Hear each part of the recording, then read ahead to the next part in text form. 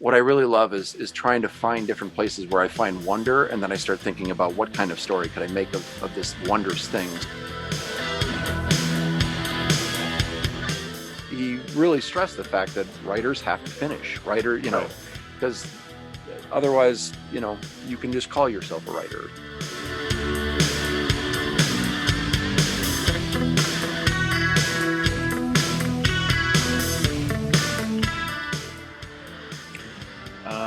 Greetings, Skullgateers. I'm Chris Vandyke, president of Skullgate Media and editor-in-chief of our flagship anthology series, Tales from the Near-Between. Welcome to Coffee at the Skullgate, an interview series where I sit down and talk with one of the writers whose work has appeared in our books. Today I'm talking to Stephen Bear, who was one of the creative forces behind our recent release, Under New Suns. So Steve, thanks for talking to me today. Thank you so much for having me, Chris. No problem. So first, introduce yourself.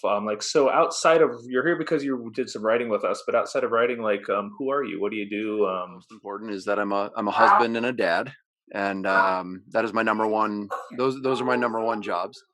I'm a drama teacher at a gifted school for pre-K through 8th grade kids. And I've been doing that, actually. This is finishing my 15th year, and certainly in the most extraordinary teaching year ever. Yeah. I'm a birder. I seek many birds, and I am very active in that. I'm a photographer, nature enthusiast. I make pens, and I also like to write. So you say you make pens? What do you mean you make pens? Yeah, so I turn, so like on a wood lathe, I turn pens. Like here's a dip pen that I made. I guess your listeners would not be able to hear this, but it's like a dip fountain pen. I've also got pens that where you press the pieces into a wood piece that you've turned, or a plastic piece. So I've always loved nice pens, and so I wanted to make my own. Awesome. That's cool. I love it. So, as a writer, you like the writing accoutrements, I suppose. Absolutely. So that's awesome. Okay. So, all right. So, sorry, I cut you off there just to talk about pins, because I've never heard of anyone making pins. That's awesome. I'll send you some photos. All right. So, before we get to Under New Suns in a bit, apart from Skullgate, what sort of writing have you done in the past? What are you working on now? What's your writing look like? So, in grad school, it was all the standard grad school papers and everything like that. And at that point, when I was in grad school, I realized that the actor's life was not for me.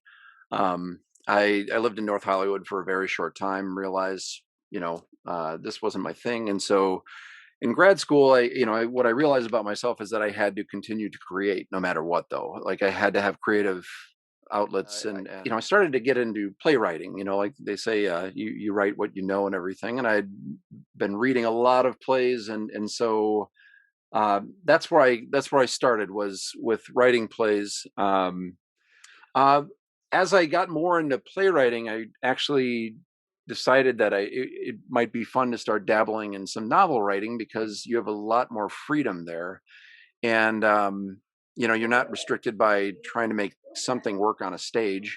Right. And I decided to just explore some ideas. So at first I started taking my favorite play that I put together and put it in book form. Right. And the issue that I've had with writing is getting started into something magnificent but not finishing. And I got as I found out later, when I signed up for a workshop called the Writers Loft in Chicago, and it was run by Jerry Cleaver at the time.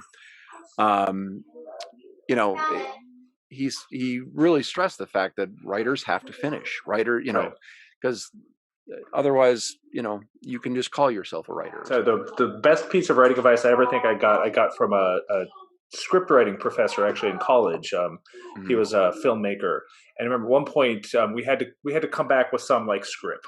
Someone I remember in the class came in and said, "Well, I don't have a script yet, but I have an idea." And he was like, "No, it's like ideas are a dime a dozen." He goes, "Literally, give me a dime, I'll give you a dozen ideas." This is until you write something, you have nothing. It's easy to sit around and start 1,000 projects, but the finishing of it, you don't have the book till you're done.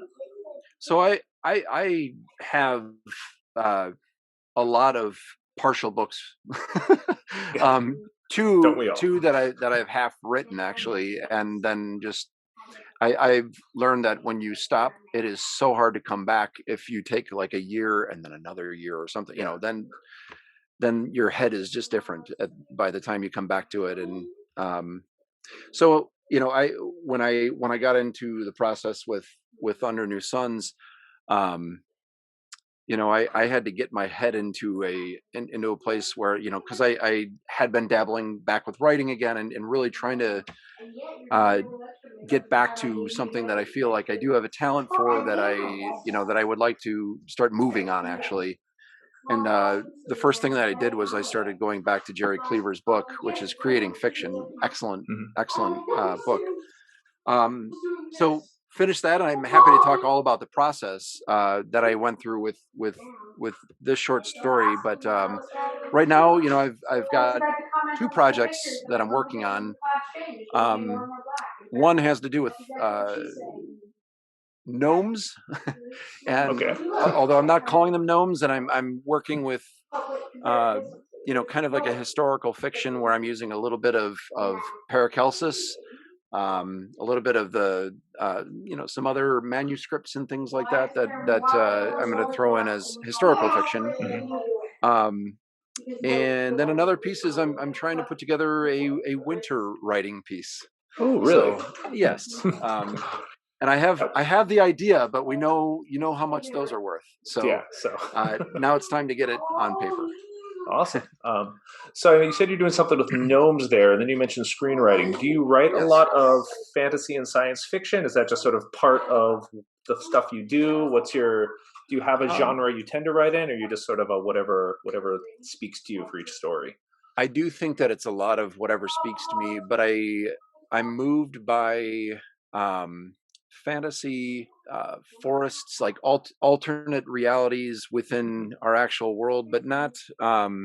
If a smart kid was reading it, uh, my hope or aim would be that when they look stuff up, they knew that I was like kind of deriving it from something and not just kind Right. of you know making up science entirely. So like Right. there's a lot of that in the Half-Life of Johannes Wandri as well, where I So incorporated some fun in there. not necessarily hard sci-fi, but rooted in some Yes. piece of kernel of reality. There's as much fantasy in our real world to Yeah, fuel a thousand stories. I really feel like just open up a Scientific American magazine or something like that, and you've got a million stories out of just finding a new discovery, or what happens at the Hadron Collider, or so Yeah. just if you know a little bit of it, um, or like some cursory knowledge, then you have a lot to play with as a creative type, I think. Yeah, cool. Yeah, so speaking of playing around in creative, so Under New Suns, I like to think that the Tales from the Year Between anthology series is sort of unique in the way that we bring these writers together to build a shared world. So, could you talk a little about, like, guess what that experience was like for Oh, you, sort of both in the yes. world creation and then how you chose your little corner to play in afterwards? Absolutely. So, what was so neat was our first meeting when we got together as a group, and I recognized how this book, is a piece of the entire, like it's from all over the world. Like Mhm. there are writers from all over the place, so many different places that I started writing down all the different countries that people were mentioning, just because I wanted to tell my wife later and say, like, there's people from Israel, there's people from Great Britain and everything. So that was a neat thing, just to meet such a different group. um and when we got into the world building process, I had always enjoyed role playing games when I was younger, and so I loved the idea of creating a world. I come from theater too, the Mhm. collaborative art, and so to collaborate on a world that then you get to write about uh, was super exciting. What I liked was the freedom to kind of add what you wanted in the world, and what you felt might fit that you could end up maybe using later or not. But Hmm. as long as things still fit, there were certainly a lot of areas where I read it and I was like, that's never going to be a part of what I'm Yeah. thinking. Not critical of anybody who wrote it, but just because of the fact that that's not where my head goes, right? So my play box was not funk, for example. Right. Yeah. Like that was a different place than where I might enjoy playing in the play box. When I finally found an idea for a character, that character kind of sat with me for quite a while, and that's when I knew, like, okay, so I'm gonna figure out something with this character, because the other piece of it too is, when you are world building with as many writers as we had, it just, I mean, it's like watching a fireworks display. You know where the center is, but the sparks go in all these different chaotic Yeah. directions. So many strands that are so beautiful within that firework. And I just, like, what my hope was then is I want to be one of the pretty strands. Yeah. Like I wanted to fit there. And what I also really liked about it too is that I was able to take a moment, within the whole journey, and create a little side story where it doesn't matter if 2 weeks from now somebody did something Yeah. with that character that I came to like or appreciated. So, that was, it was a really, it was a great experience to create with everybody. I was amazed by how quickly so much came together, and how I could see this world that we were putting together. I could see the ship. I could see its surroundings, and it just, like, what I love about these anthologies is that it gives those visions life in so many different directions. Baby, it's a Yeah. firework. So, Yeah. I mean, I really, I like Thanks. that Yeah. about it. I really enjoy Yeah. that about Now, I've also sort of like say we're sort of like fan fiction for a universe that doesn't exist. it. Yeah. It has that sort of sense that there. I don't think we've managed to give this sort of sense that there's a bigger world out there that you're only seeing a small little piece of. So, getting to I guess some inspirations. You mentioned obviously that you did like theater and sort of came up Mhm. through that thinking. What sort of writing or what writers have inspired you throughout your life, either in your own writing or just in your own creativity in general? Um. So I guess the best way to answer that for me, I guess, is just which writers do I really love? Because if I could be like any of them, I'd be so darn happy, right? Right. Beckett, I think, Samuel Beckett is such an Mm, interesting writer, and I got to play Pazzo and Waiting for Godot, and that nice. was a blast. Ibsen and Chekhov, for me, are just, I do really value such intelligent truth telling from those two. If I could ever get to a tenth or a fifth of something that they could put together, I would be ecstatic, because of the way that they could see the world, and piss people off in a good way. Okay. Is like Ibsen. We needed Ibsen right now for, so many different reasons. Climate change and social justice and everything else like that. I really think he was such a great person at putting a mirror before his society. Some other writers, Sinclair Lewis, Elmer Hmm. Gantry. I just, what a sense of humor and bite, and, just from one paragraph to one drop of a single sentence in his next paragraph, going and then going on to a bigger, he had such a masterful way of making it an enjoyment to see his writing. Sinclair Lewis is and Elmer Gantry in particular is just, absolutely brilliant. And then, for some of the really deeper writing that I've enjoyed, Cormac McCarthy is just, Hmm. somebody who I couldn't possibly come up with, 1% of his vocabulary. I mean, he's such a Yeah. brilliant writer, and he's somebody that I wish I was reading more often, and reading more frequently, and um, prolifically. But Cormac McCarthy is somebody who I just, I'd love to read everything that he's written, because he's, I'd love to know where his head is at with some of the things that he's put together. After reading Blood Meridian Ah, yes. was one of those sort of pivotal moments in my, or I read him in my early 20s.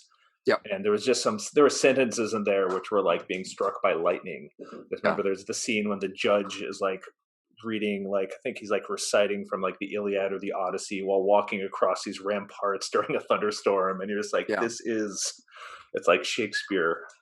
Well, and just thinking about, because he was the one that left drawings in places, right? Like, didn't he Yeah. make drawings? Yeah, I mean, just what an amazing character. And I have to say, I went through a period where I think I might own all of Cormac McCarthy's books, and I think mm, it is possible to burn out on him. I would warn you. I'm sure. Yeah. As I went down this sort of Cormac McCarthy rabbit hole, and Yeah, and I think I went through about 3 or 4, and I was like, okay, I gotta do just gotta something pace different. yourself, pace yourself. Yeah. Yeah. Yeah. So I guess outside of reading, hmm where do you get inspiration from? I know you said you do birding. I know, are there any other sort of hobbies or interests that just sort of, or where you go Um, to refresh it's your creative well? science, Hmm. science, and nature, and my students, and just kids in general too. I as a theater person, you have to be in touch with your childlike senses, and have that. And so, what I really love is trying to find different places where I find wonder, and then I start thinking about what kind of story could I make of this wondrous thing. So, when we talk about the mycorrhizal networks that are just, mentioned in the Half-Life of Johannes Wandri, um, there's so much that I want to do with writing with the mycorrhizal networks, and that's part of what I'm going to be doing with this gnome story, or I'll probably call them sylphs, because that's what Paracelsus called them. But I like to mix history and science in different ways too.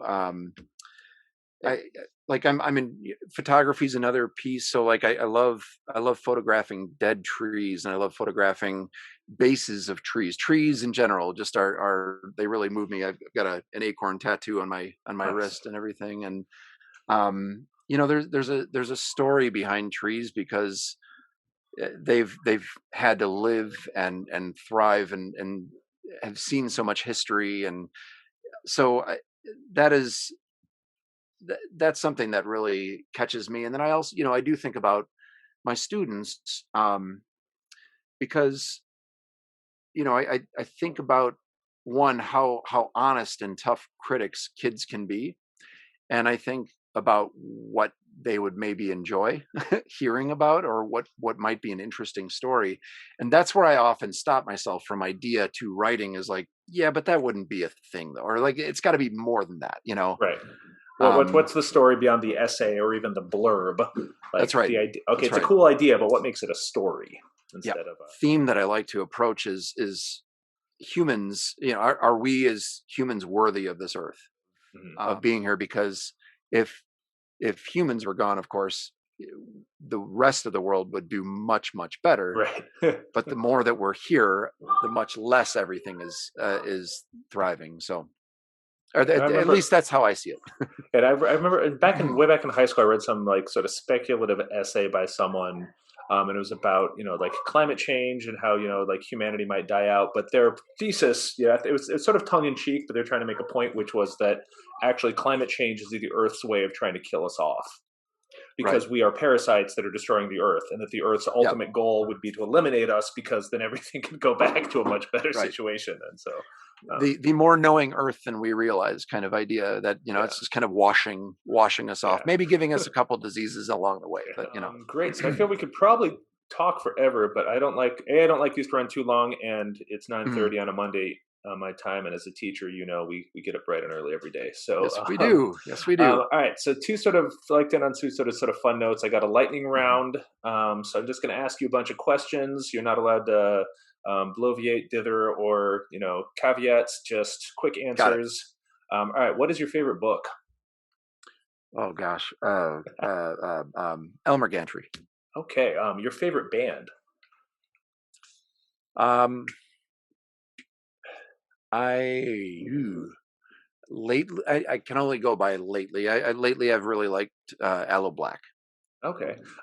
Do you have kids? Yes, one. Okay. What was your favorite book, or is your favorite book to read to your kids out loud? Ooh, so it was because it was my old book that I remembered so well, but it was Runaway Marie Louise. Okay, I don't know that one. That your favorite takeout dish? Well, lately it's been salad because I've been eating really well, but Panda Express. I mean, Okay, come on, okay, okay. The Panda guilty Express, pleasure is Panda Express. All right. General Tso's chicken. Okay, Marvel or DC? Oh, Marvel. Okay, the right answer. You pass. Thank you. Waffles or pancakes? Waffles because they hold the syrup. Good answer as well. Whiskey or beer? Yes. Okay, also correct. You're passing. Do aliens exist? um. Yes. I can't imagine them not. But Okay. oh gosh, I wish we could talk longer because yes, Yeah, yes. that's okay. Yes, good answer. And will humanity be around in 100 years? Speaking of existential and the planet. Um, Possibly not as many as what we know right now. So maybe in some form. All right, I'll take Yes. that. We could take notes and come back and do longer answers on all of those on a future date. All right, and so I'd like to end with my favorite thing on a lot of podcasts is some sort of endorsements, like what's making you happy this week. Is there something you have done, seen, watched, tasted, or experienced like recently where you're like, this is making me happy, and I could recommend this to somebody else? If I could just say two quick things, the Berliner Sure. Philharmonic offers live concerts regularly, and it's offered on an app. You can also download it as an app for Apple TV, so you can like watch it on there. But the Berliner Philharmonic does a subscription thing that really makes me happy, feeds the soul. Another that I really enjoy is the Calm app, and using the meditations in there actually really got my head in the right place for writing. And so, for any writer, I absolutely would suggest just trying one or two meditation sessions before you're writing after a busy day of work. It could get your head in a much better place. Awesome. That sounds good. Like both of those sound very calming and good for centering the soul. Absolutely. Um, all right. So that I think we're going to wrap up there. So again, I've been talking to Steve Byer. You can find his story, "The Half-Life of Johannes Wandri and Under New Suns," which is on sale now. You can buy it and Skullgate's other books directly from skullgatemedia.com, as well as Smashwords, Barnes& and Noble, Amazon, or support your local bookstore and ask them how to order our books for you. You can read all about that at skullgatemedia.com. Please don't forget to subscribe to this channel and our podcast of the same name, Sounds from the Year Between, at wherever you find your audio addictions. Don't miss our updates and content. And you can sign up for our newsletter or follow us on Twitter at Skullgate Media. And I will see you guys in 2 weeks with another interview. Steve, thanks so much for coming by. I'd love to talk to you again sometime. Honored to be here. Thank you, Chris. All right, thanks.